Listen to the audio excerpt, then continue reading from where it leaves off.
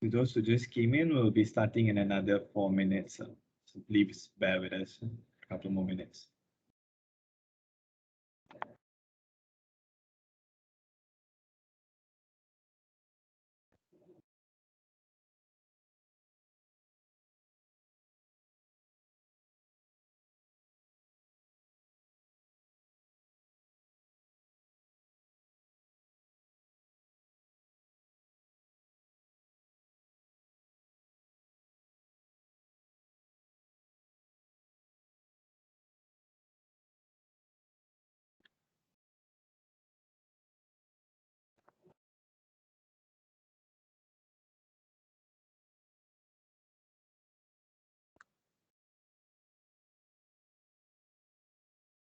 Paris and Rose, I think we have quite a decent turnout, around 50 right now. Should we go ahead and start first? I believe they will be joining us during our introduction slides. I Yes, think you're right. I think we can wait until 12:05. I think that's a safe margin. Sure, no problem. Another 3 minutes, right? Yep, 2 more minutes actually. Sure, we'll do that.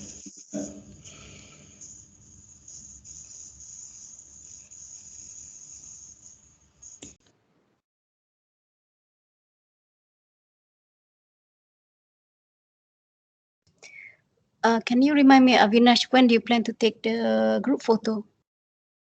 I will do that after the Q&A session in between the transition to Kahoot so that we have most of them there online. Awesome, thank you. Okay, no worries.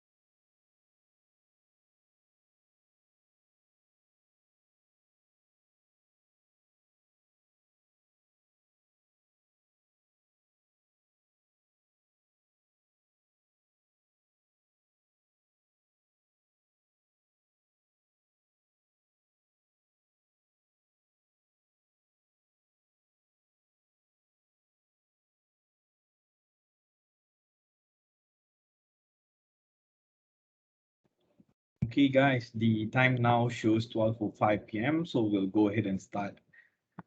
Ladies and gentlemen, a very good afternoon and a warm welcome to the third SPE KL Technical Talk series in support of members in transition. So the topic for today is going to be hybrid physics-based data-driven methods, ending with the million-dollar question, will it be the future for petroleum engineering? And our presenter for today will be Mr. Babak Moradi from 360 Energy. It's exciting to see the number of people that have dialed in today, and I can see almost 60, and I can still see some dialing in. I hope you enjoy this session as we have planned for. So before we move on, allow me to introduce myself. My name is Avinash. I'm sales engineer at East 101. We're a specialist process engineering consultancy company. And today I'll be representing SPE as the moderator for this afternoon. So first of all, I'd like to thank you for taking some time off of your precious lunch break. We appreciate the thought, and I hope you find this session to be insightful. So this might be the first time for some of you who are dialing in for the MIT Technical Talk series. So I'm just going to give you an overview of this event itself. So SPEKL will be organizing a total of 10 talks, and we have 7 other talks after this session. So these talks will take place on every Wednesday at noon on Microsoft Teams for the next 7 weeks. So you might be wondering, where do I get the invitations for this upcoming talks? So if you're a registered SPE member, you'll be getting an email invitation. But if you're not, this time around, SPEKL has taken the initiative of opening up this series to non-members as well. So what you'll have to do here is that please follow us on our social media accounts to keep yourself updated. LinkedIn would be the place to go for you to get updates on our upcoming talks. So look out for the posters. So you can either choose to scan the QR code or look us up at the handle SPE Kuala Lumpur section. And if you missed our last two talks, which is two interesting topics, sampling while drilling and also artificial lift, you can find the talks on our YouTube channel. So please head down to our channel by scanning the QR code, or you can actually go to YouTube and look up for us at SPE Kuala Lumpur. I personally believe you'll love the content on our YouTube channel as we have more than our MIT talks up there. One of my personal favorites there is the webinar that the SPE Kuala Lumpur Professional recently organized live and offshore. So it gives you a feel of how life is offshore during COVID and pre-COVID itself. So please check them out and do not forget to hit the subscribe button to just keep yourself notified for any new updates. Don't worry if you're facing any challenges with scanning the QR code. I'll drop the URLs in the chat space in a bit. So moving on, your feedback to us is very valuable. Over the past few weeks, we have not been getting much response from you, and I'd like to kindly take this opportunity to request you to spend a couple of minutes to just share your thoughts with us on our sessions. And if you have any other upcoming topics that's interest to you, you can feel free to suggest them through the feedback form. And I was told that if we get good responses, we might consider getting another series of talks by end of this year. So I'll share the link to the feedback form in the chat space as well. So before we jump into the session itself, I'd like to lay some ground rules to ensure we run the session as smooth as possible. So just to give you an idea of the time frame, the lecture would last for about 15 minutes, followed by a 20 minutes Q&A session. Once we have all your doubts cleared, what we're going to do is we'll be jumping into an interactive and interesting Kahoot quiz. So this quiz is not only to gauge your understanding of the topic, but it's also a golden chance to win a voucher, $50, 50 ringgit e-wallet voucher sponsored by SPE Kuala Lumpur. So I suggest you to stay attentive throughout the session and you might win the voucher. And I believe at this time, it could probably buy you lunch over Grab for the next couple of days. So stay tuned. So the next section here would be an introduction to the SPE memberships, and I'll have my colleague Fatima Miran talk to you about this. Thank you. Please welcome Fatima. Hello, everyone. Welcome to our third technical session. I'm just going through very quickly through the SP benefit, as I believe that there are some benefits that even the member are not aware. And I would like you to also announce and spread the message to your colleagues and friends and whoever around you, because there are so many benefits that you can get, especially from SPKL. We have lots of plan and program that it can be fun and also for learning and mentoring. So we will go through the slide, please. Avinish, go to next. Can you go to the next? Okay. So I classify the benefit for three level: professional, a student, and junior. So for professional benefit, there are, as you see in the left side, there is you have one Petro that you can get 6 paper per year free of charge. You have access to GPT magazine. You have for any event SP has, you have a kind of considerable discount that actually, if you attend even one event per year, it means you already paid the membership. Comparing the membership is a huge benefit.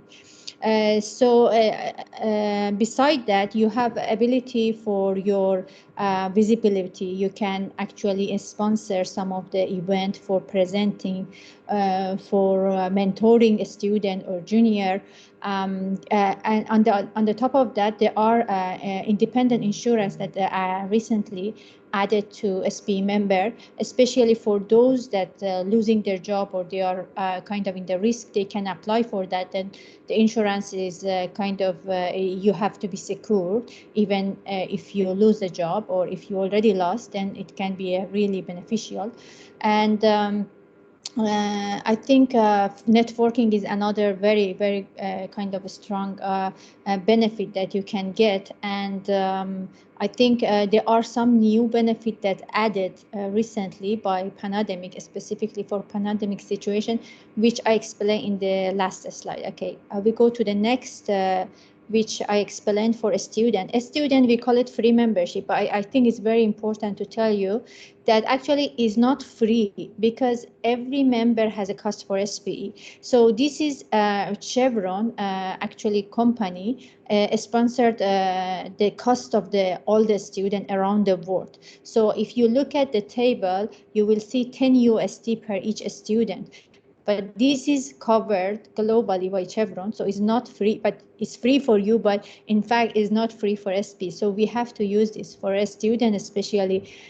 First of all, they don't need to pay. They have a lot of learning education. There is a Petrobol, there is a student pamper contents that they can actually build up CV. Still, you are not in the kind of industry, but you can build up your CV, your experience, your learning, your paper content. There is also the career pathway recently added that you can, there is an event that a student join, and career SPE also nominates some professional. Again, this is also good opportunity for professional for visibility, and then they all get together and they talk and they see which kind of career path they need to get, directly contacting with globally many kind of different domain, production, drilling, exploration, geology, and all. Even recently, I think it's important we say SP and all oil industry is going to the green energy, renewable energy, and woman in energy. So in all of that, I think there are many branches that depends on your experience and your interest. You can take knowledge, you can know more about it, and you can be part of it either as a taking education from, for example, career path, or as a giving. So I will go to the next slide, which talking about the overall cost. And actually, this is, I have to highlight here that you can see for Malaysia as a group second, it's already reduced 50% of the cost. Before, when we used to be member, it was 110 per member. Now you can see it's only 50 USD per year. And if you have to like attend any workshop, you have to pay something like 1,200 USD, which for member is 300 USD less. It means it's a big difference. So especially if you want to submit a paper, if you want to present for professional, it's a huge saving. Insurance I already mentioned, and something that so many of people doesn't know, that if you lost a job for any reason, especially in pandemic, so and you are already a member and you want to renew your membership, so if you prove that you lost a job, so you can, if you go to the website, there is an email for customer center, you just provide the proof and you can renew your membership without zero payment. This is really good, as we have a lot of people that have lost their job, and they are still can be part of SPE membership, and they can benefit from all the things that I mentioned so far. And also we have another plan that whoever is a member, especially for a student, so for junior or first year after graduation or second after graduation, as you can see in the table, is very, very low price. It means just for encouraging that still, I know it's you just fresh out, you want to be part of the networking, you want to be part of the this global platform, but you can just pay a small, although you are not a student, but you with a bit of money you still can be part of that. So, and in SPK specifically, can you go to the next slide? So this is whatever you see so far is a global membership, right? But SPKL specifically, we have a lot of plan. For example, we have a last year, after 6 months of passing pandemic, we had a meeting and we encourage everyone that lost their job, if they have a new innovation or if they have a changing the career, the nominee come and present what they did. Some of them build their own company, some of them they change the career, and also we provide a fund for their family. So I mean, out of all global benefit we are telling, SPKL also has a very specific and very dynamic event that is localized, and you can get benefit out of it, and in any level you are, doesn't matter. So I have some picture which can you go to the next slide? From the event that you can check the website. Actually, if you join the SPKL LinkedIn, there is also Insta, Facebook, but I recommend you join in LinkedIn. You can see there are many things going on. One of the promotion we are starting is we want to give whoever become a member. We have a promotion every quarter that we give two gifts. One of them is a lucky draw that you can get fit watch, because we want to encourage people to be fit and encourage the sport. Another thing is to chance to present in any SPKL event. So depends on your level, either you can present for university or you can present in industrial level. So beside that, we have some other interesting event coming out that in fact we are working on it, like some award program, which I don't want to tell more detail because it's coming out soon. Just join the LinkedIn, and we also have YouTube for technical talk. But our main is website, which for member you also receiving email, and also LinkedIn. So you will get what's going on, and you can join and participate more. And this is my last slide. Thank you so much for joining, and I hope you enjoy Babak technical session today. Yeah. Thank you, Fatima, for laying out what SPE has been doing and what SPE KL has installed for the members. I hope all of you guys saw the benefits and what we are enjoying, and I hope to see you on board of SPE soon. So without further ado, I'm going to go ahead and introduce the topic for today. So I believe all of us here at some point in our life would have used a simulation tool, be it for a university project or for a professional work. And if we had the chance to look under the hood of these tools, it would primarily be a physics-based model. It could be a thermodynamic-based model or a fluid flow model. And this has been the industry standard for close to 5 decades now. But over the past few years, we have seen rapid adoption of data-driven models in other areas, be it in consumer analytics or video analytics, where when we walk into a mall, the camera detects whether we wear a mask or our human body temperature. And now we are witnessing an adoption of this technology for engineering application. And today's talk will be geared towards discussing the key benefits of combining the traditional physics-based approach and the data-driven approach. That's when we'll be looking into the interesting part of combining both these realms together to yield a hybrid modeling approach that provides the best of both worlds to all of us. So Mr. Baba will be sharing some successful applications of hybrid modeling, particularly for zonal allocation, remaining oil mapping, and production forecasting. So without further ado, let me just run through a brief introduction introducing Mr. Baba. He is a senior reservoir engineer at 360 Energy with close to 13 years of experience in reservoir engineering. He has worked on more than 20 mature fields in most of the continents around the world, spanning across Middle East, Southeast Asia, Australia, North Sea, and Europe. His interests and expertise lies in the area of machine learning and programming, and his achievements in this area include developing several petroleum engineering software packages. He's also a professional that loves to share his work with others for their benefits and has close to 30 publications in the area of enhanced oil recovery, CO2 sequestration, fluid properties modeling, as well as fluid flow in the wellbore. With this, I'd like to welcome Mr. Babak Moradi to share his insights with us today. Thank you. But you can start sharing your screen. Hi everyone. Thank you, Venish, for introducing me. Let me share my screen.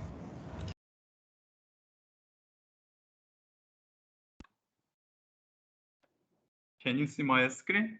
Yep, perfect. Okay, nice. Good afternoon, everybody. My name is Babak Moradi, a senior reservoir engineer in the 360 Energy.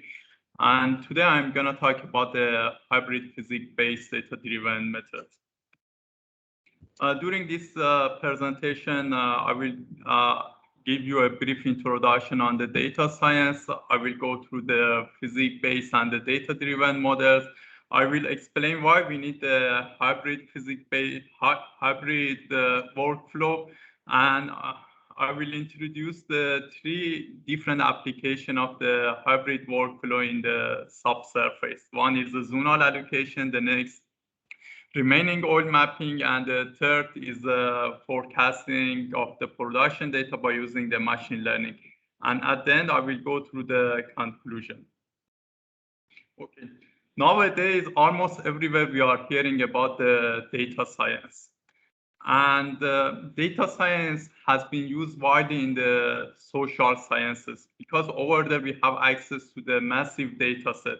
Also, we don't have any mathematics equation that can explain the behavior of the customer. That's why the data sciences are quite popular in the social sciences. In another side, in the petroleum engineering, we have a less observation compared to the social sciences.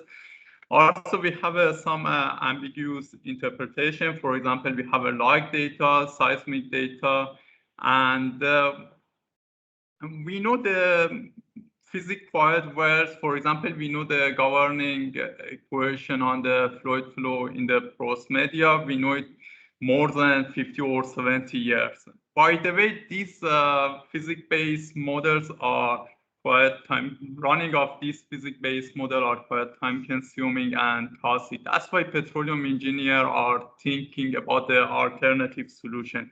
And nowadays, we observe the success of the machine learning in another industry. That's why the machine learning became a hot topic in the petroleum industry. And nowadays, petroleum engineer thinks how we can apply the data science in the oil and gas industry. Especially in the oil and gas industry, we have too many constraints. And it's quite important we apply data science within the physics constraint. And today I will explain you how we can bring physics and data science together and use it in the subsurface. Okay. Everybody. Have you finished your homework? Sorry? Mm-hmm.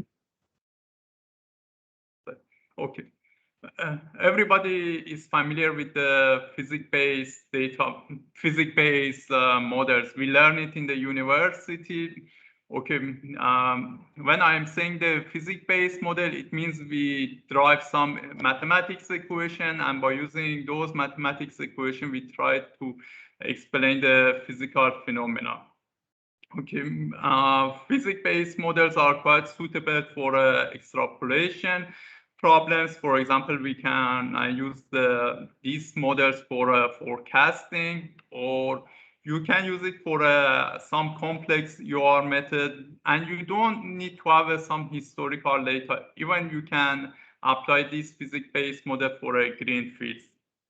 And most of the petroleum engineers accept this method as a standard. They recognize it as a more precise available method. But there is some disadvantage for this method.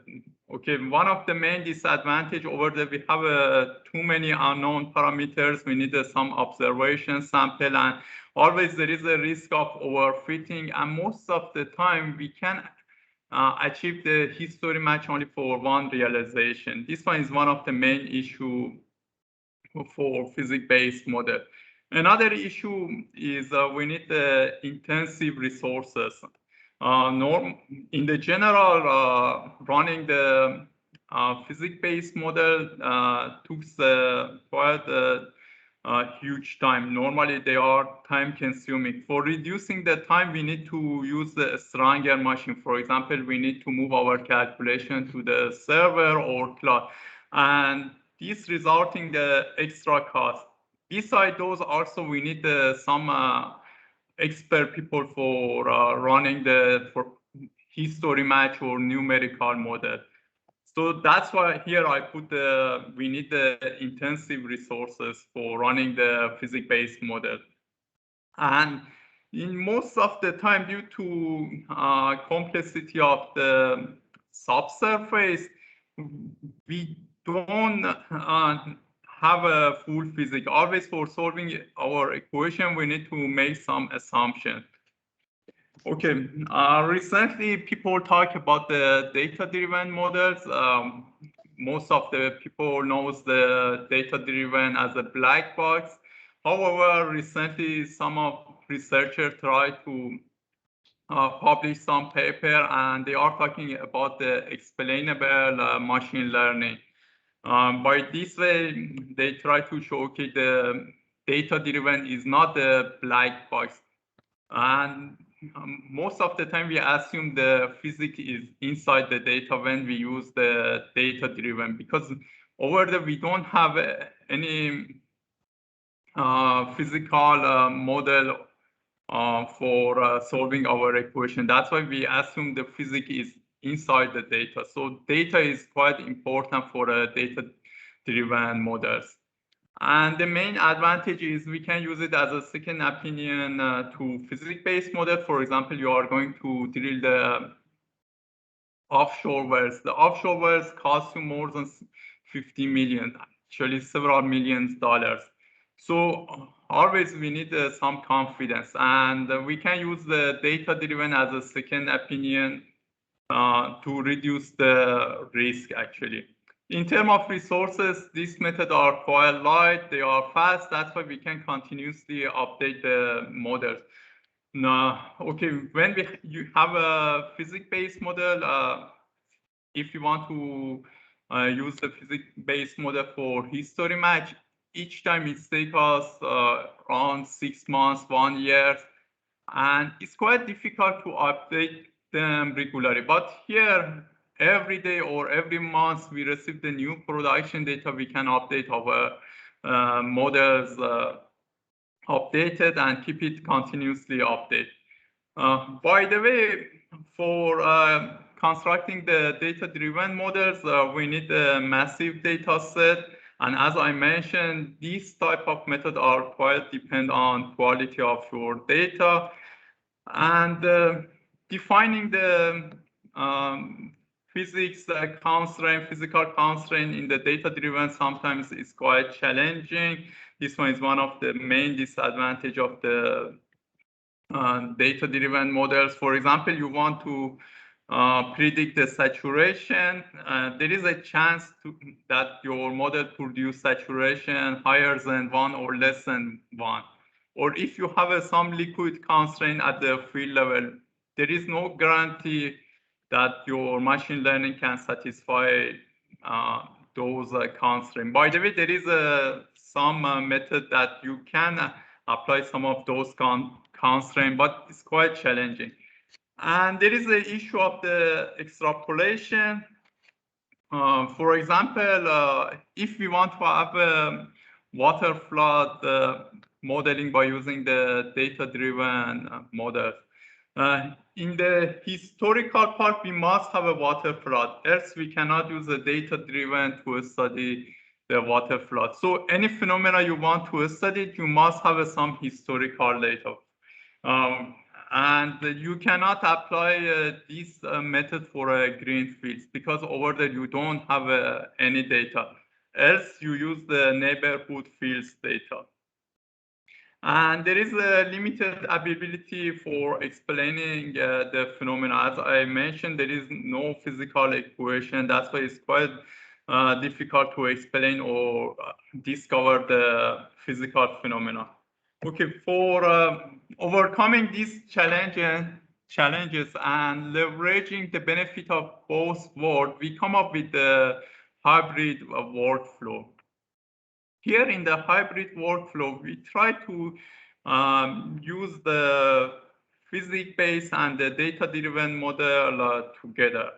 By this way, we can reduce the risk of the uncontrolled extrapolation, and easily you can use it the data-driven for extrapolation issue, because here we have some physical equation. By this physical equation, we can control the behavior of our machine learning.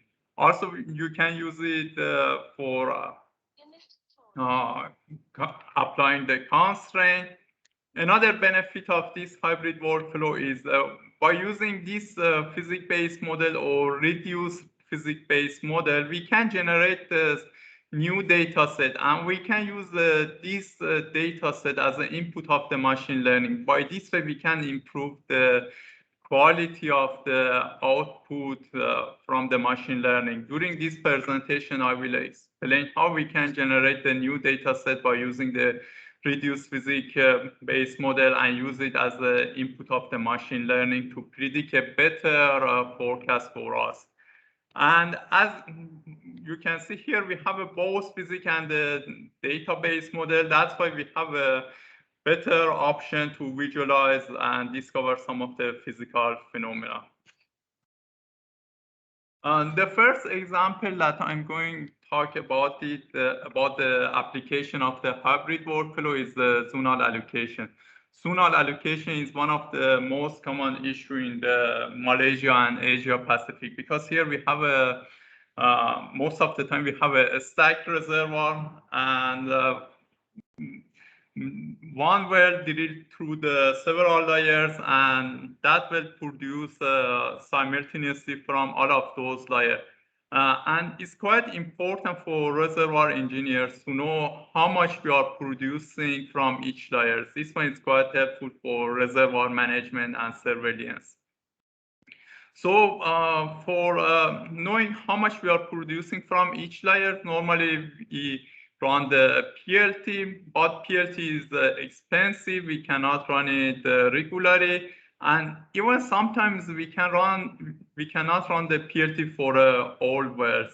That's why most of the time we have a limited information of the PLT, or we have only few observations from the PLT. And another thing, most of the time when we have a change of the zone, there is a quite interesting information, and most of the time we ignore this information. We don't use it in our calculation. For example, if you look at this picture, when I'm changing the production from layer 5 to the layer 3, here is a transition zone. There is always some information at this period. And especially this period, if you look at here, for example, this one is a trivial production. Trivial means we are producing from single layer. So this one can be used as a pseudo PLT for our allocation.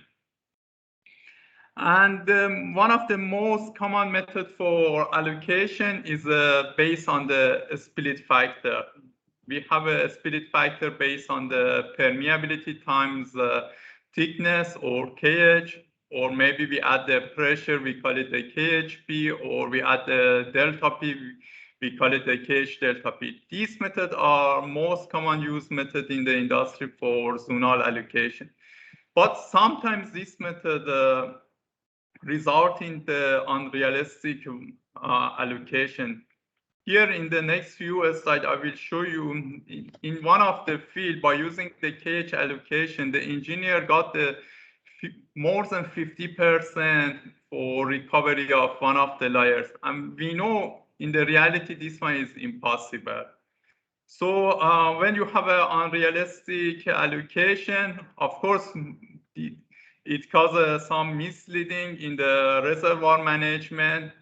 And one of the main issues for this method is we cannot capture any uncertainty, because this method can produce only one solution. Normally, when we want to capture the uncertainty, we need the multiple solution. But here, we have a constant for, when we use the KH, we have a constant split factor, and it can produce only one solution.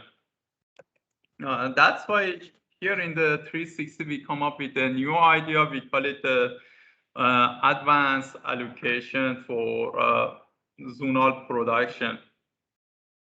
The input of the workflow is some of the well data. log information, production data, and the rock and fluid properties around each verse. After that, we try to construct the one type here for each well layer. The shape of this type here, we obtain it based on the extensive simulation benchmarking. So for each well layer, we try to construct this type here.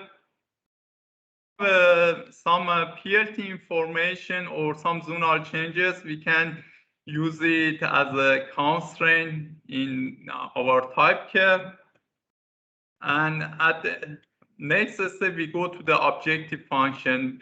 We try to minimize this objective function. Our objective function is we try to calculate the oil and water rate for each layers based on this type here, and we compare it with the well level production.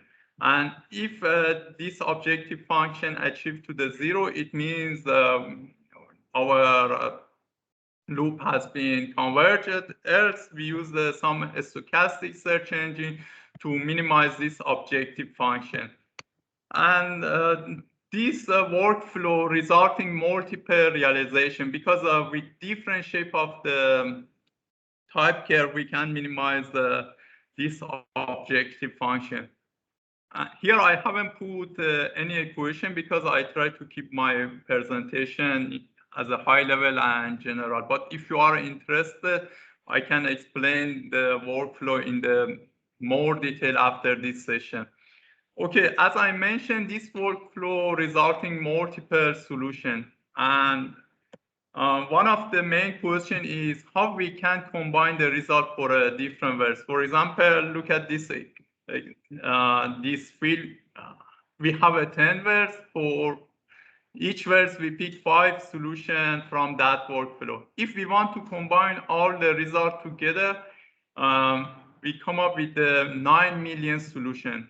Actually, we cannot use 9 million solution in our field development study. So we need to reduce the number of solution maybe to the less than 10 solution. And by using that 10 solution, we can run the history match or capture the uncertainty. Okay, one of the most common method for reducing number of solution is clustering.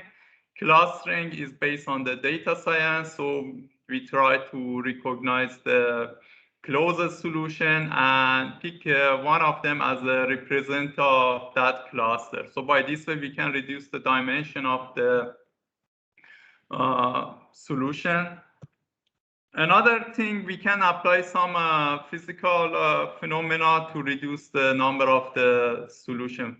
The first one, we can look at the recovery factor, for which combination recovery factor makes sense or it doesn't make sense. By this way, we can filter out some of the solution. Another thing, we can construct the contact diagram and the contact tracking. We can convert production data from each well layer to the contact.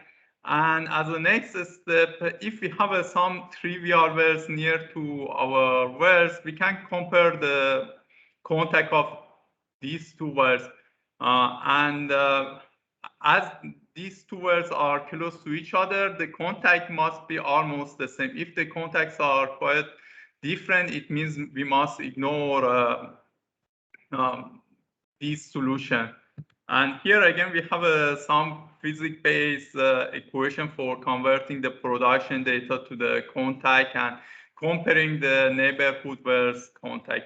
By combination of this data-driven workflow clustering and this physics-based model, we can reduce the number of solutions from 9 million solutions to the maybe 3 to 10 different scenarios. This one is one of the beauty of the hybrid physics-based model, hybrid workflow actually. Okay, one of the benefits of this workflow is we can use it as a surveillance planning. For example, for each verse, we can plot the uncertainty in terms of the allocation. because as I mentioned, we have a multiple solution for each well, so we can calculate the uncertainty of the allocation for each well. We prepare a plot like this. As a next step, we can plot the allocation uncertainty versus the oil rate, because normally, most of the time, we are interested to the wells that has a high flow rate. That's by using this plot, we can pick some of the candidates for next surveillance and plan for them. For example, here you can see when the wells has a high oil production and has a high uncertainty in terms of the allocation, it would be the best candidate for a next surveillance planning, actually. Of course, we can rank it and show it in the table like this, and it's helped us in terms of the reservoir management and the surveillance planning. As a first step, we try to validate our advanced allocation workflow against of the simulation. Here you can see the result for a KH allocation and the new hybrid advanced allocation. The dot line is a represent of the simulation result for oil rate and the water rate. And this solid line represents the KH allocation. As you can see, for example, for this particular example, the difference between KH and actual result is quite high, or even for this layer.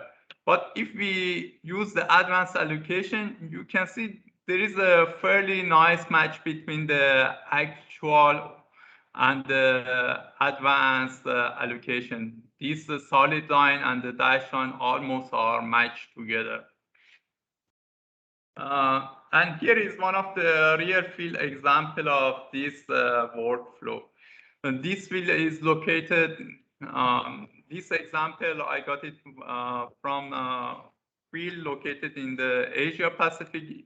It's onshore field, sorry, it's an offshore field, and it has a more than 10 zones. Here you can see the recovery factor by using the KH allocation, and here is the recovery factor based on the advanced allocation.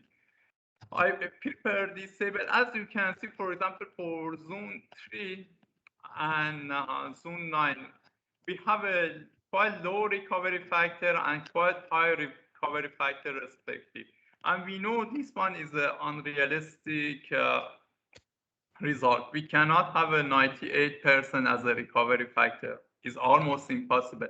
But if you look at the advanced allocation, you can see now the result is much better. For example, for this zone, the recovery factor has been increased to the 21%, or for this particular zone, zone number 9, the recovery factor has been decreased to the 57%.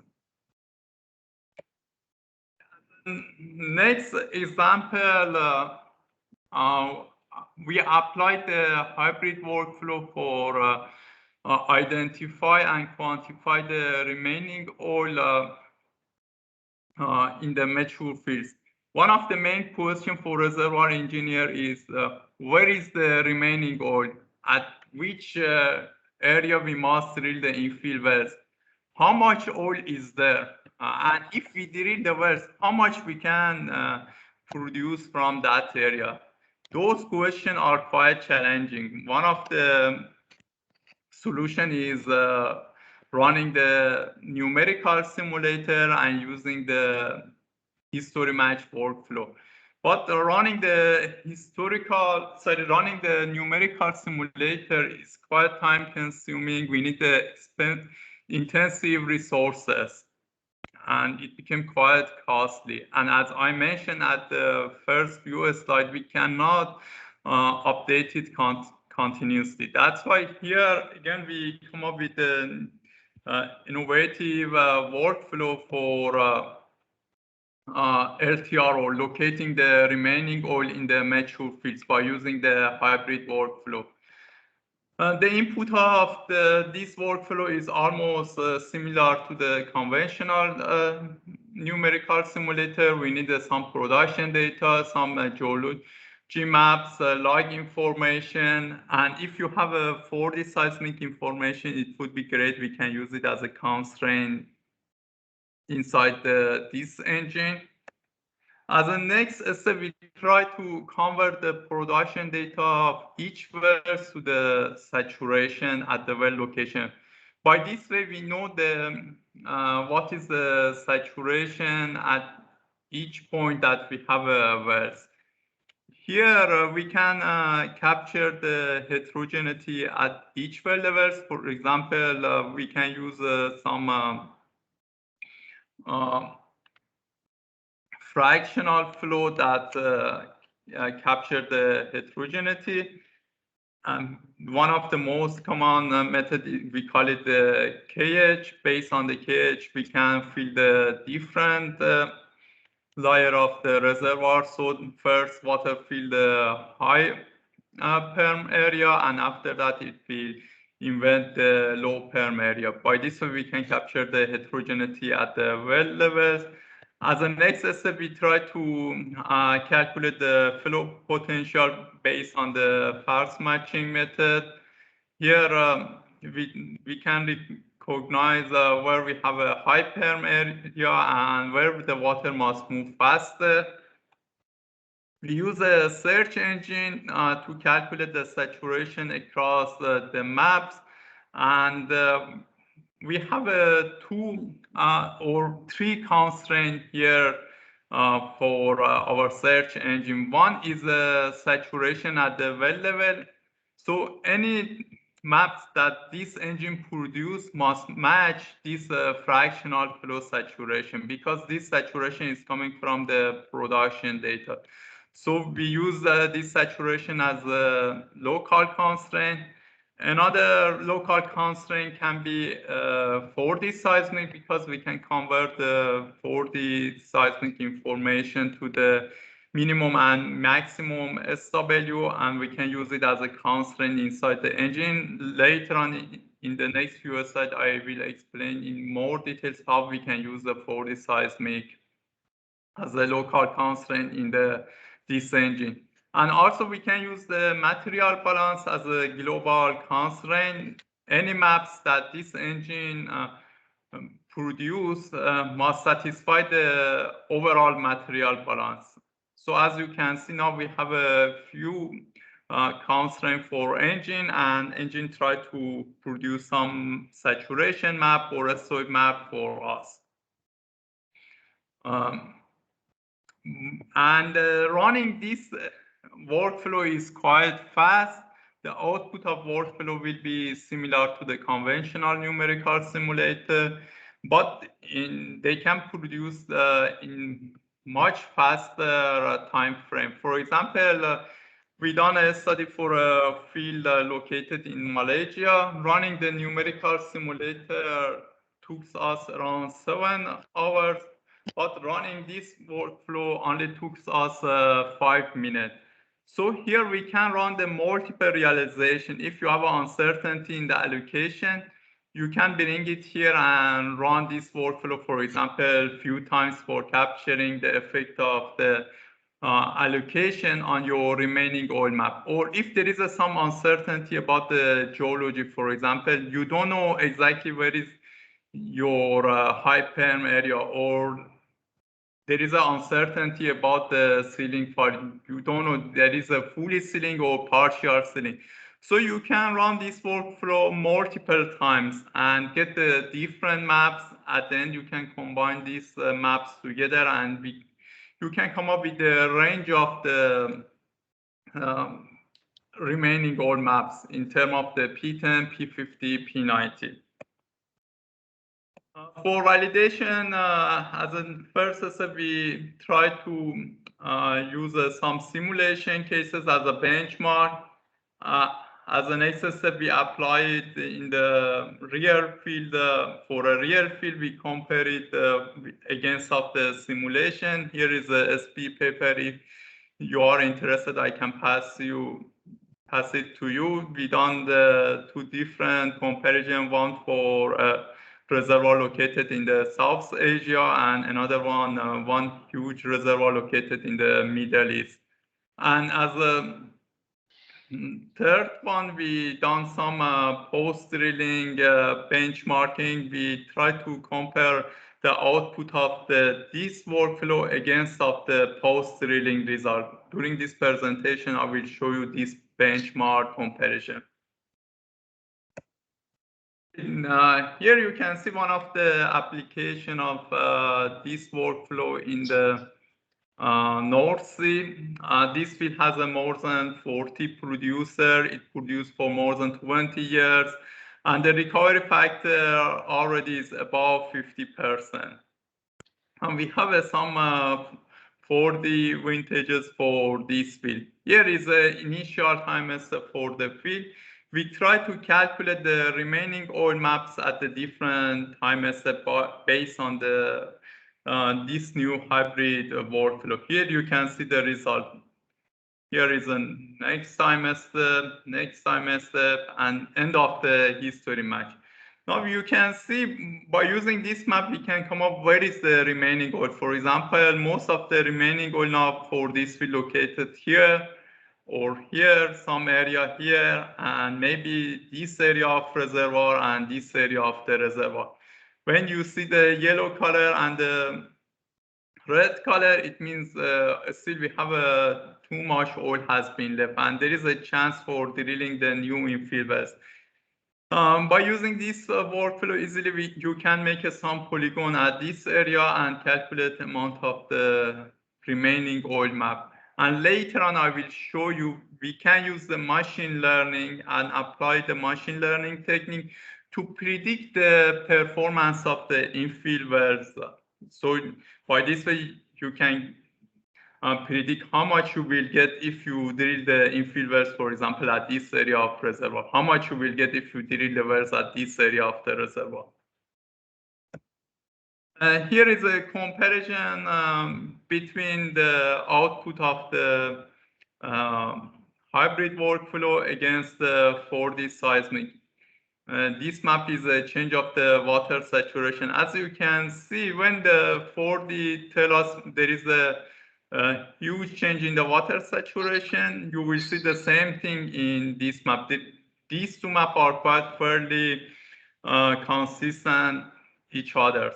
And by the way, as I mentioned previously, we can use the 4D constraint as the input of the machine learning. But for this comparison, I haven't used 4D data inside this engine because I want to know what is performance of the new engine against of the 4D if we don't have a 4D constraint. But as you can see, there is a quite nice consistency between these two maps. As a next step, we add the 4D constraint to the engine.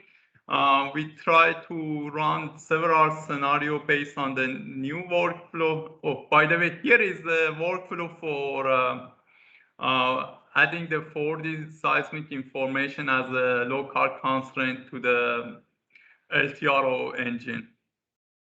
If we have a minimum detectability maps based on the NTG, and if we have some contact information based on the 4D, we can combine all these three maps and come up with the range of the SW. We can, for each point of the reservoir, we can calculate the minimum SW and the maximum SW.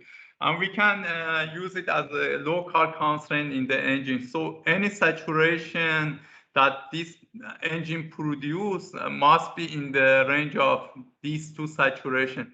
If the saturation fall out of the band, it means the solution is not good. We must ignore that solution. Here is the application of 4D seismic. As you can see here, I run 24 different realizations. I use them for a history match. As I mentioned, this workflow is quite fast. It took us only a few minutes to run the whole workflow for the fields, and you don't need a strong machine for running this workflow. in my case, I'm using a normal laptop to run this workflow. It's not like a simulator that you need a Strong machine or you need a server. This workflow is quite light. You can run it on your personal laptop. Okay, here is the result without applying the 4D seismic information. As you can see here, I put a red sign. It means I haven't used the 4D seismic. And after applying the 4D seismic, we found some of the maps falling out of the range of the seismic saturation, as I show you during this study. Some of the maps fall out of this range. That's why here I disqualify those maps.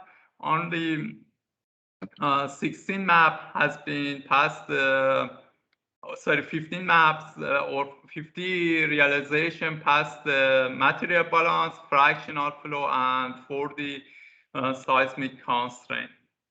And here you can see the distribution of the mode for different realization without 4D seismic and with 4D seismic. Here is the red color represents the distribution without 4D seismic. The green color represents the distribution with the 4D seismic. As you can see here, by applying the 4D seismic constraint, we could decrease the uncertainty range around 50%. This one is the main advantage of the running the 4D seismic. That's why it's quite good. We have a 4D constraint as a part of our study.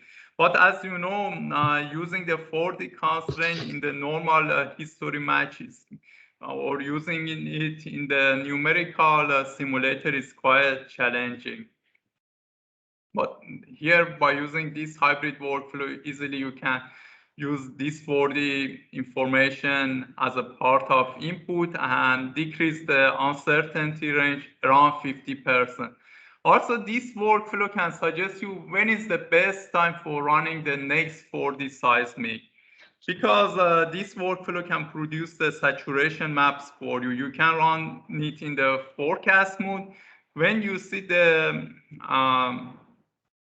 change in the saturation map, so that time step is the best one for running the next for the vintage. But if the change of the saturation is small, it means you don't need to run the 4D seismic. And by this way, your company can save a huge amount of money, because the 4D seismic is one of the most expensive activity in the upstream. Here is the next example. This field is located in the Middle East. There is more than 100 horizontal well. This field, we can consider it as a heavy oil because the viscosity of the oil is above 100 centipoise. In some of the area of the reservoir, the viscosity of the oil reach even to the 1000. As we have a heavy oil, that's why we have an early water breakthrough, and it causes a low recovery factor. So one of the question is where we can drill the next well. We use this hybrid workflow for this field. Now you are looking to the initial time step. We apply the hybrid workflow. We try to calculate. We calculate the saturation maps at the different time step. Here you can see the result. And this one is the remaining oil map at the end of the history match. As you can see, we have some oil here, for example, this area of reservoir, this area of reservoir, and some located at this area of the reservoir. But as you can see, historically, we don't have any wells at this area because the operator haven't developed this part of the reservoir. The main development part was this area of the reservoir. But now they are thinking to drill the wells here.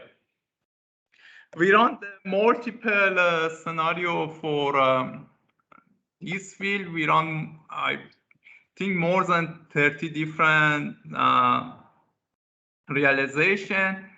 We try to combine our realization together, and we come up with the P10, P50, P90 maps. By this combined map, we can come up with the infill targets. Normally, we pick the target based on the P50. We look at where we have enough amount of oil, and in the meanwhile, also we look at to the P90. P90 is the minimum amount of the remaining oil maps. So this map also most of the time must be economic. The amount of the remaining oil must make economic sense and pass the economic part. And by the way, if we have a high P10, it means there is a chance to get much more oil. As I mentioned, by using these three maps, and also we can add the standard deviation maps, we can come up with a table like this. We put one infill well at each area of the reservoir. We can get this table automatically because we prepare a software for this one. We call it Poseidon. All the workflow I explained here during this presentation, you can find it in the Poseidon. Poseidon is a software developed by 360 teams. Inside the software, you can define some location for infill targets, and the software can generate this table automatically for you. It can tell you how much oil you have around each infill target in terms of P10, P50, P90, and what is the risk of the drilling actually. And we can apply the machine learning to predict the performance of the infill wells in terms of the EUR or initial water cut. Also, the machine learning can be used to predict the type curve, or directly we can use it to predict the production profiles. Here is a general workflow for machine learning. The first step is data preparation. In the conventional machine learning method, we use the static inputs, for example, porosity, permeability, well location, or net to gross as the input of the machine learning. But in the in the hybrid physics-based data-driven method, we can use some dynamic input, because as I show you, based on the LTRO, we can generate some time-lapse information. For example, we can generate the saturation at the different times. If I go back to this slide, you can see by using this workflow, I can get the remaining oil in place at each different time step. That's why we can use this information as the input of the machine learning. And these dynamic inputs can help a lot to the machine learning to produce a better output for us. This one is one of the main beauty of the hybrid workflow. We generated some high order parameters as the input of the machine learning. Okay, when you have your input data set, you can go for machine learning. Normally in the machine learning, we assign some percentage of some portion of our data for training and some portion of data set for testing or blind test to evaluate the performance of the machine learning techniques. Here, as this example, I assign 80% of data to the training, 20% to the testing. And one of the common issue in the machine learning is the overfitting issue. To avoid overfitting issue, we can use a technique, we call it a cross-validation. Each time we try to change the portion of the training and testing, and we run the machine learning for a different training and testing combination. Here, for example, as you can see, as the first one, I use this portion for training, this 20% for testing. For the next run, we changed the portion of the training. Now I'm using this 80% of dataset for training, this 20% for testing. And we can do this workflow several times, and at the end, we can combine all the solution and we come up with a final answer. So when we are sure our model is working quite good for both training and testing, the model produce a nice result, we can proceed to the forecasting. We can add the attribute of the infill wells to the models and predict the different parameters for each infill wells. For example, as I mentioned during last previous slide, we can predict the estimated ultimate recovery or initial water cut. Even you can predict the type curve or production profiles. This one is a post-drill result for one of the field located in the Middle East. You can find the details actually in this SPE paper if you are interested to this work. We done the study by using the hybrid workflow. We come up with several targets. We done some economic study. At the end, we decided to drill the 4 infill wells for this particular reservoir. Here you can see the result of the post-drill against of the hybrid workflow. As you can see, for most of the wells, there is a fairly nice match between the hybrid result and the post-drill result. In most of the wells, actually for 3 of wells, well 1, well 3, and well 4, the result falling between the P10 and P90, and they follow the P50 case. Except this well 2, the well 2 is almost close to the low case, because here is the water cut is quite high. That's why we call it the low case. The amount of oil production is poorer. The performance of this well is poorer. And yeah, as you can see, there is a nice consistent result between post-drill result and the hybrid workflow. And you can find more details about this work in this SPE paper. And this one was my last example for hybrid workflow. So, and my last slide is conclusion. As I show you during this presentation, we can use this hybrid workflow in the different area of the subsurface. We can add the physics to the machine learning to constrain the output of the data-driven method. Also, we can generate some input for a data-driven to improve the performance of the data-driven workflow. By the way, here, as you can see in this picture, data-driven workflow or hybrid workflows, we can consider it as quite a strong tools, but you must know how to use it. This one is quite important. That's why always I suggest to the young petroleum engineers learn the fundamental of the data science. It's helped them a lot for the future.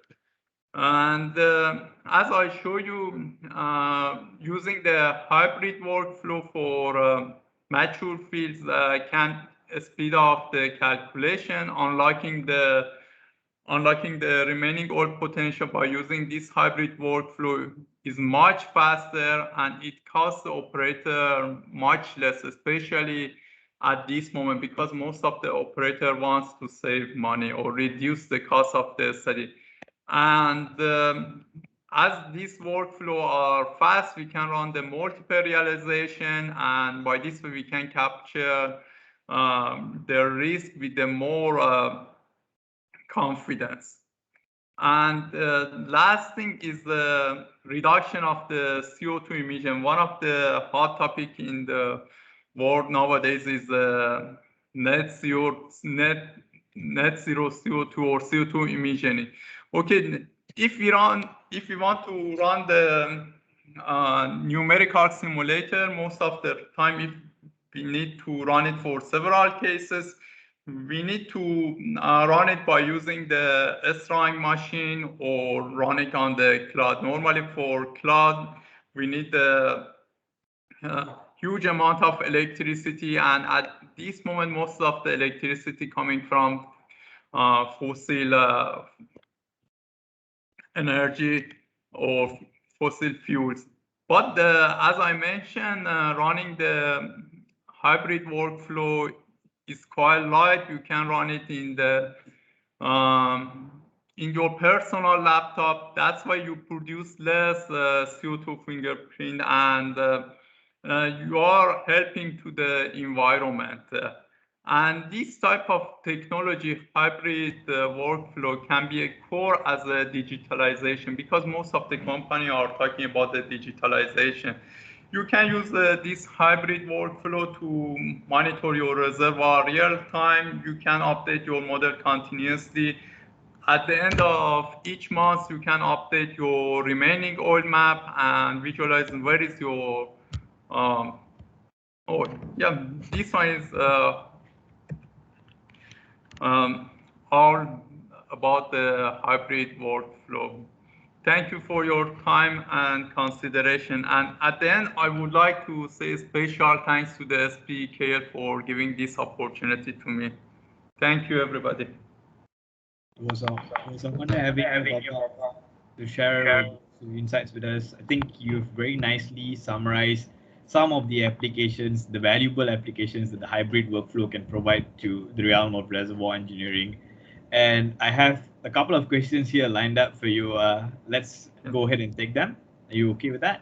Yes, please go ahead. Okay. There's one interesting question here from Fatima. The question is that how does the industry accept results from data-driven models compared to pure physics-based model? Okay, if we go back a few years ago, honestly speaking, there was a huge incident against of this model. Most of the petroleum engineer didn't like the data-driven because they consider it as a black box. Most of the time, we don't know what happened inside the data-driven workflow. But recently, with the advantage of the data-driven models in the social sciences, over there we could see quite nice output. That's why people are thinking, okay, maybe we can think about the application of this data-driven model in the oil and gas industry. Especially, they can speed up our calculation and reduce the cost. And as I present today here, for example, some of the researchers try to add the physics constraint inside the data-driven workflow. And by this way, we can constrain the output of the machine learning. That's why nowadays, most of the company accepted the machine learning or data-driven method as a second opinion. And some people, as I put in my title of this talk, some people mention the future of petroleum engineers are hybrid workflow, physics-based data-driven workflow. Yeah. Okay.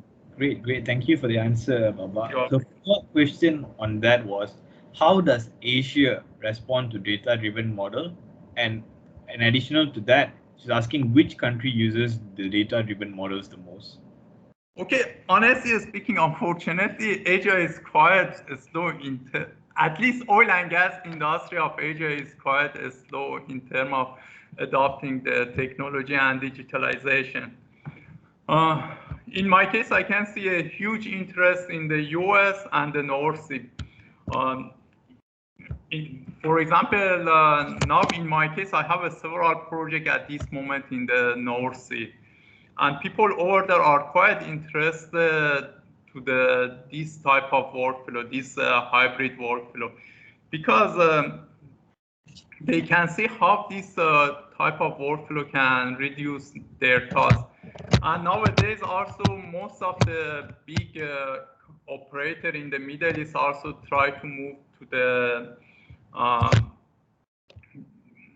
data-driven workflow. For example, if you look at to the KOC, Kuwait National Kuwait oil company, they develop own platform for digitalization. For example, Saudi Aramco also try to do the same thing. Or currently we are working with ADNOC to prepare a new platform for them, and they are quite interested to this type of workflow. But based on my experience, Asia is much slower in terms of adopting of the technology. I hope after this talk and after listening to your presentation that Middle East and North Sea is active. I hope to see more Malaysian companies or Malaysian nationals embarking on this. I hope so. Because for example, we are a local company. 360 is based on the KL. But most of our projects nowadays in the North Sea or in the Middle East or in Africa, hopefully people in Asia get more interest about this method. Yep. I think our outreach today is not only limited to Malaysia, and I here have a question from our colleagues, Andre from Pertamina.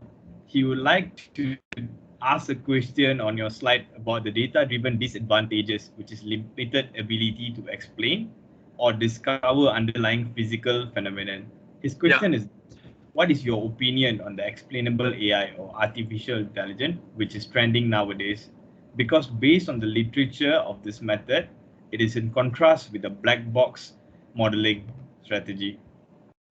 Yes, okay, recently some of the researchers tried to write some article about the explainable AI, especially, for example, Prof. Shahab Moagher, one of the most well-known researchers in area of the AI in the oil and gas industry. Recently, I think last month or last 2 months, he published a few series of articles about the explainable AI.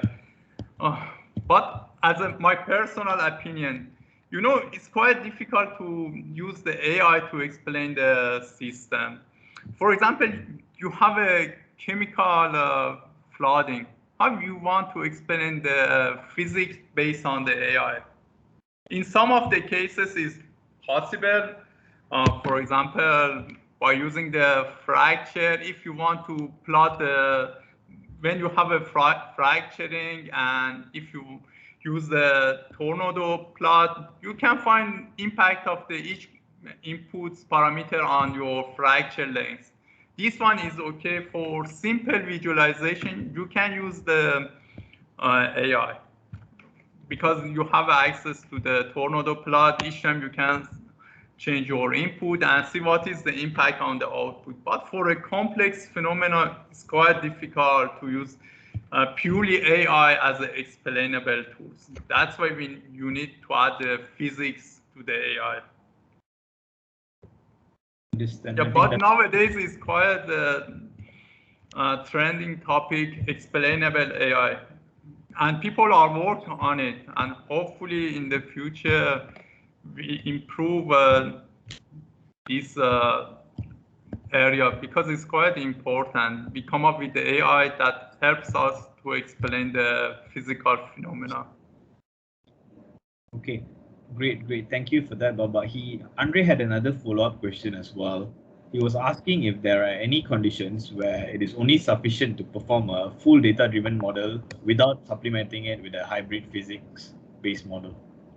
Okay, the best example is when we have an extrapolation situation, we cannot use purely AI.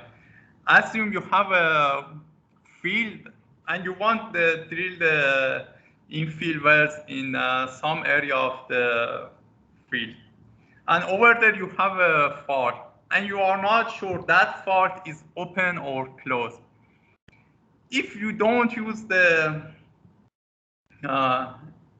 hybrid workflow, you cannot come up with the answer, okay, what is the performance of the field if I have a ceiling fault, and what is the performance of the field if I have a only partial ceiling.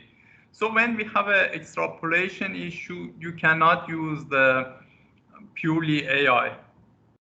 So this one is the main issue of the AI.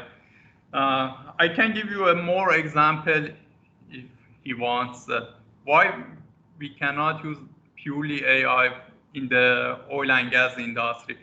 By the way, the purely AI works quite well in the maintenance part. For example, if you want to predict the performance of the pumps or failure time of your gas leak valve, at those areas works quite well. But when we come up to the subsurface, in the subsurface we have too many uncertainty and too many constraints. So purely AI, in my opinion, doesn't work well.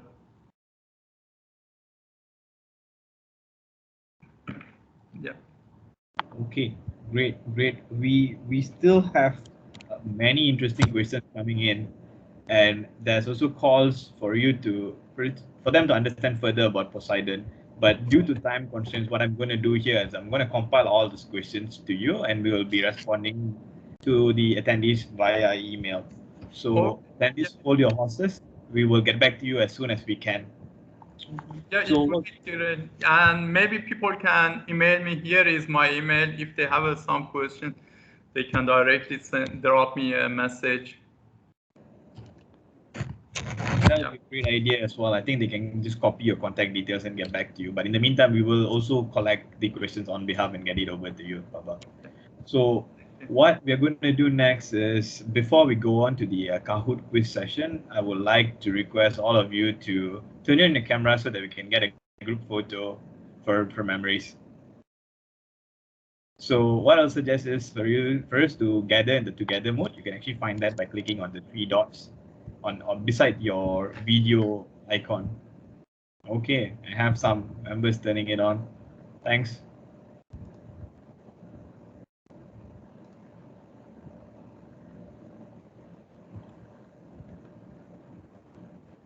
Okay, see a few guys. Don't be shy. Turn on your cameras. We have a lot more seats left in the together mode.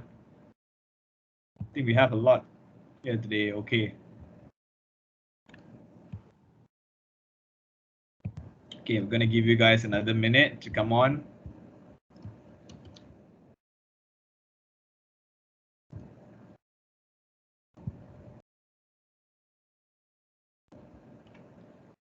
Okay, guys, let's go.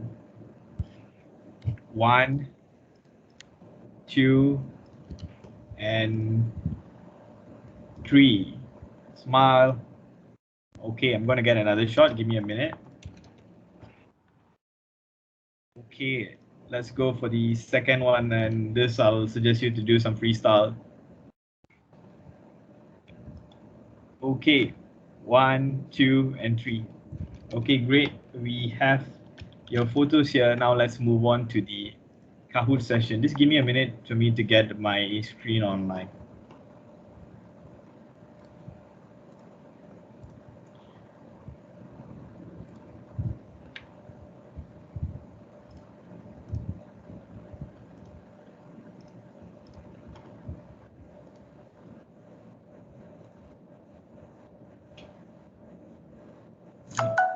Give me a minute, guys. Let me just reshare my screen. Facing some technical issues.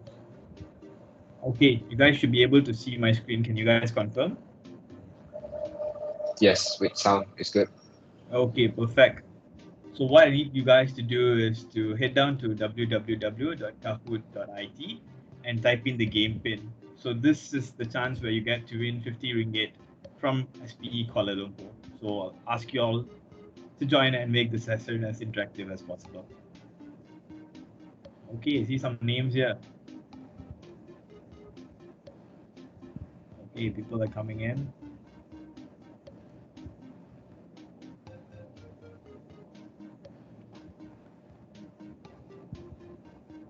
Okay, we have 50. Wow. Who's Poseidon? Is that you? What, Babak, are you trying to participate as well? I hope I could participate. Yeah.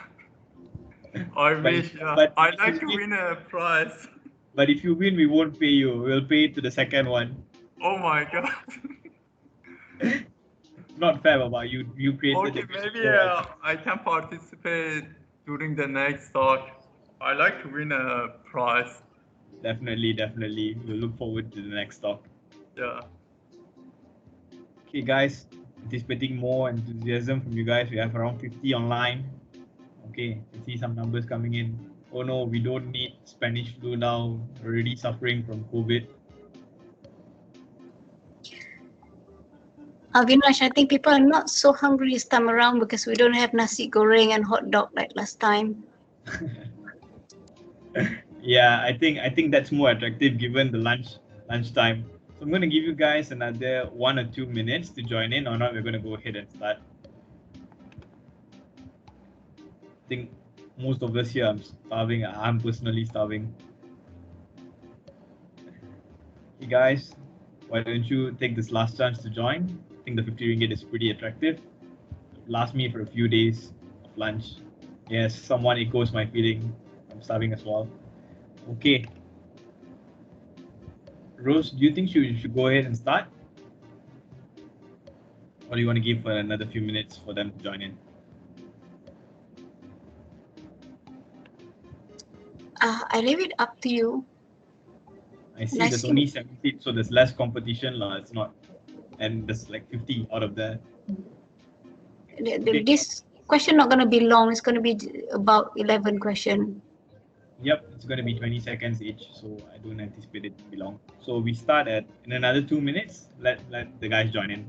Maybe some of them are facing difficulties.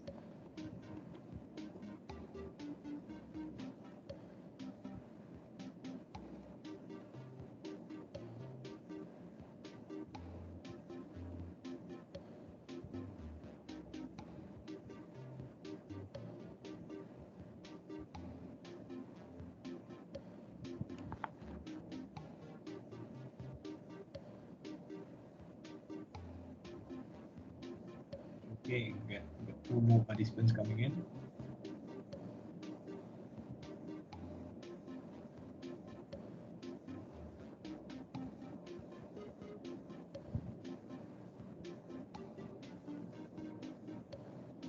Guys, 1 last minute. I'm going to start in a minute.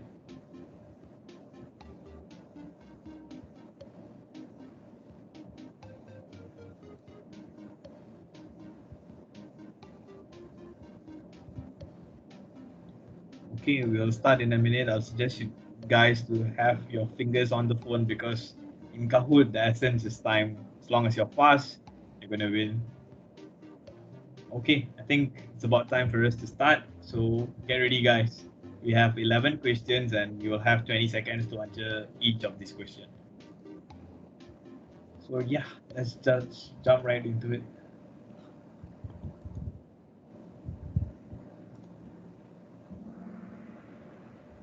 Guys, get okay.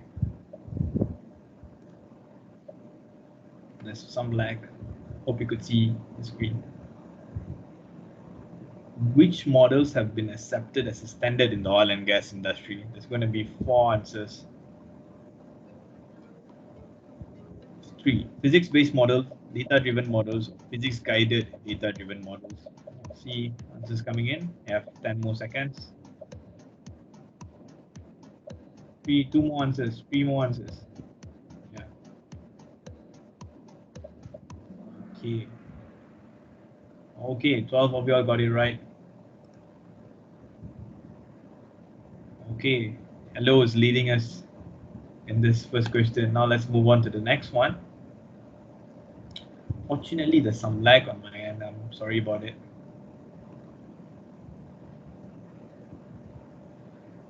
Which models cannot be continuously updated?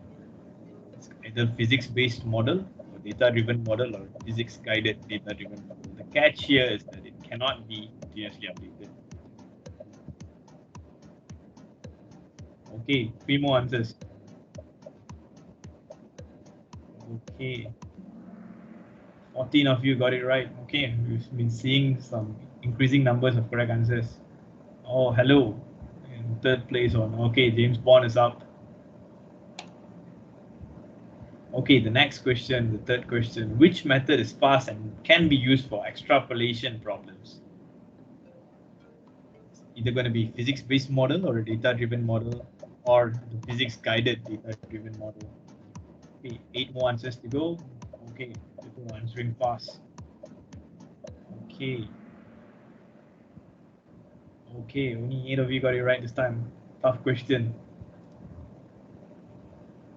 Okay, James Bond is doing well and Hello is catching up. RR, good luck to you. Hopefully you get one of the questions right. Okay, now we have the fourth question. What is the disadvantage of traditional zonal allocation methods? Is it unrealistic volume allocation, no uncertainty capture, or both of them? Guys have 10 more seconds. Okay, back to square one. We have 13 getting it right. Let's see the stats. Okay, RR, you're back up. Hello, second place, and James Bond, you've gone to fifth. Okay, fifth question. What is the main disadvantage of the new zonal allocation method compared to traditional methods? Is it speed, capturing uncertainties, or accuracy?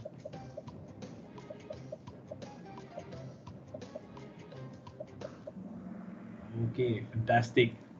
Let's see the stats. Okay, hello, you're still in the game, catching up. Sixth question. Which method is suitable for studying the chemical flooding in detail? Is it the physics-based model, data-driven model, or physics-guided data-driven model?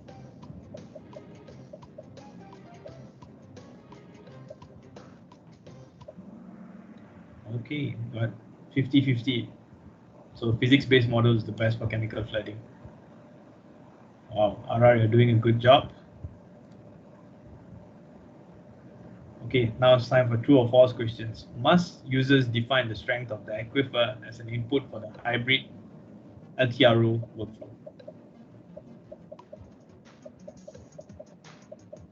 LTRO here means locating the remaining oil. 2 more answers to go. Okay, false. So we don't need that as an input for the LTRO workflow. Okay. Oh wow, Zach, you're catching up towards the end. RR, good luck for the next question. We have 4 more questions left. The new hybrid LTRO workflow uses 4D seismic info as a local or a global constraint.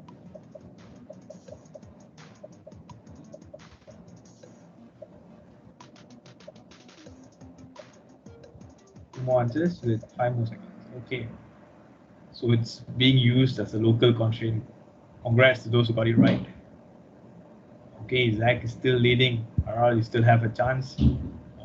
Hope you get the next 2 questions right. Fractional flow inversion does not take into account the vertical heterogeneity at wells. Is it true or false?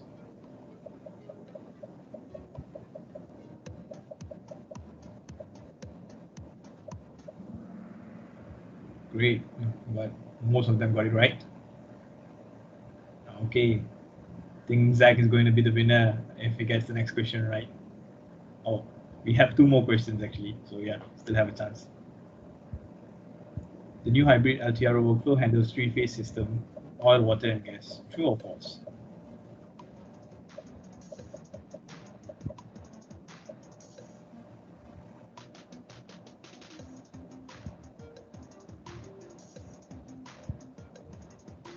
One more answer. Okay, wow, most of you got it right. Okay, Zach, one last question. The new hybrid LTRO workflow is a time step based process. I think Babak in his earlier slides showed us an example of this. Is it true or false? 3 more answers with 10 more seconds.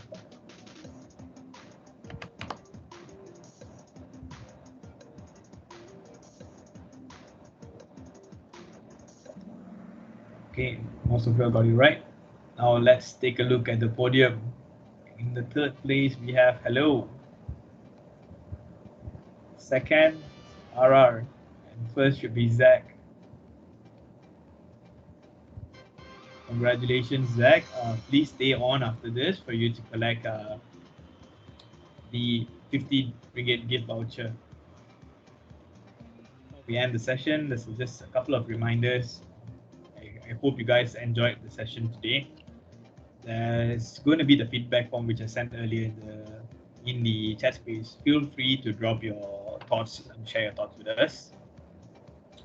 We've done the quiz, and I'd like to remind you that next week we won't be having our talk because it coincides with Hari Raya Haji. So the following talk will be on the 28th of July by Rafiq Laza, and I think he has a very interesting topic where he's going to be discussing about subsurface impacts on oil and gas project economics. So please do follow us on LinkedIn and YouTube to get our latest updates. You'll see the poster for Rafiq's talk in our LinkedIn page. So feel free to get the link from there and join us on the 28th of July, 12 to 1:30 p.m. on Wednesday. So thank you, everyone. Stay safe. The cases are on the rise. Try to stay at home and stay safe. Take care, everyone. I'll see you guys on the 28th of July. Thank you. Everyone. Have a nice day. Bye-bye. Thank you, Babak, for your wonderful presentation. You're welcome. Thank you for your time and arranging care. this session. Thanks a lot. Bye-bye. Bye. Take care.